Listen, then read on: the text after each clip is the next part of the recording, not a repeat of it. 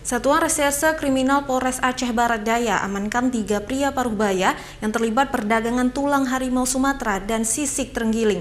Dari tangan pelaku, polisi menyita sejumlah barang bukti.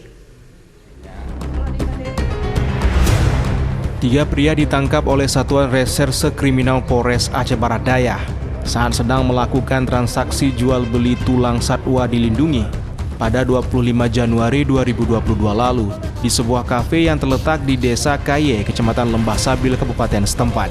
Ketiga pelaku tersebut yakni YF 41 tahun, warga Desa Gelempang Payung, Kecamatan Blangpidi. Selanjutnya TN 57 tahun, warga Desa Aur. Warga Desa Aur Pelemat, Kecamatan Labuhan Haji Timur, Kabupaten Aceh Selatan, dan SB 49 tahun, warga Desa Lawe Gerger, Kecamatan Ketambe, Kabupaten Aceh Tenggara. Polisi juga menyita sejumlah barang bukti berupa 1 set tulang harimau Sumatera, 344 gram sisik terenggiling, serta 1 unit mobil minibus milik pelaku. Dokter Hewan Balai Konservasi Sumber Daya Alam atau BKSDA Aceh mengatakan memastikan tulang-tulang tersebut asli tulang betina harimau Sumatera dan sisik terenggiling dari 1 individu. Kalau tidak ada identitasnya, dia harus di DNA. Tetapi setelah saya lakukan ini, bahkan ini baru, ini asli kulit harimau Sumatera.